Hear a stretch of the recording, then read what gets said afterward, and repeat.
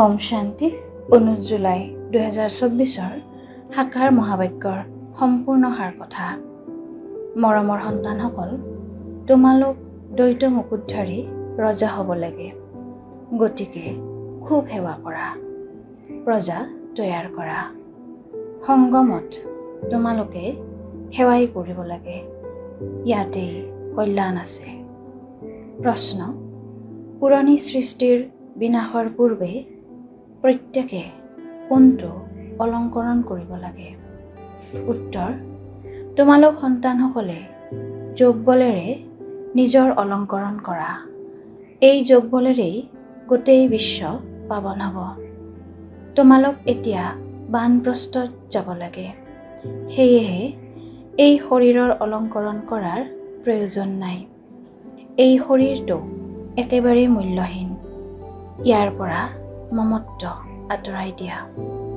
বিনাশৰ পূৰ্বে পিতাৰ সমান দয়াশীল হৈ নিজৰ আৰু আনৰ অলংকৰণ কৰা। অন্ধৰ লাখুটি হোৱা। ধাৰণাৰ বাবে মুখ্য সাৰ: 1. অমৰ লোকলৈ যাবৰ কাৰণে সংগমত আনন্দৰূপী সম্পদেৰে ভৰপূৰ হ'ব লাগে। সময় নষ্ট কৰিব নালাগে। নিজৰ জোলঙা ভৰপূৰ কৰি দয়াশীল হৈ অন্ধৰ লাখুটি হ'ব লাগে। 2.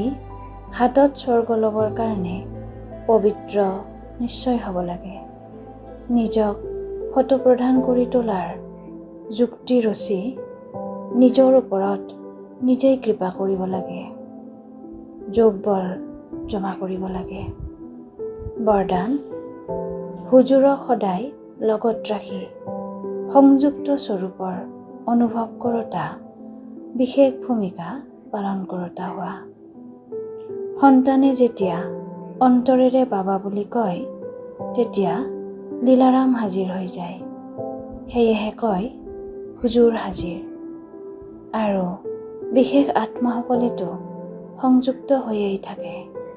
মনুষ্যই কয়, যিফালেই চাওঁ সেইফালে মাথো তুমিয়েই। আৰু সন্তানসকলে কয়, আমি যিয়েই কৰোঁ, যলৈকে যাওঁ, পিতা লগতেই আছে। কৰণ কৰাবনহাৰ বুলি কোৱা হয়। তেন্তে কৰণহাৰ আৰু কৰাবনহাৰ সংযুক্ত হৈ গ'ল। এইটো স্মৃতিত থাকি ভূমিকা পালন কৰোঁতাসকল বিশেষ ভূমিকা পালন কৰোঁতা হৈ যায়।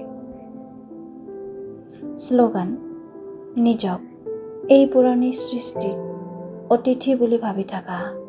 তেতিয়া পুৰণা সংস্কাৰ আৰু সংকল্প বাহিৰলৈ উলিয়াই দিব পাৰিবা। পৰোপকাৰৰ ভাৱনাৰে সম্পন্ন হৈ অপকাৰীৰো উপকাৰ কৰিবলৈ আজিৰ অব্যক্ত সংকেত। কোনো আত্মাৰ পৰা কিবা লৈ দিয়াৰ ইচ্ছা যাতে নাথাকে। সংকল্পও যাতে উদয় নহয় যে এওঁ কৰক, তেতিয়া মই কৰিম। এওঁ পৰিৱৰ্তন হ'লে মই পৰিৱৰ্তন হ'ম। তেওঁ অলপ পৰিৱৰ্তন হওক, মই অলপ পৰিৱৰ্তন হ'ম।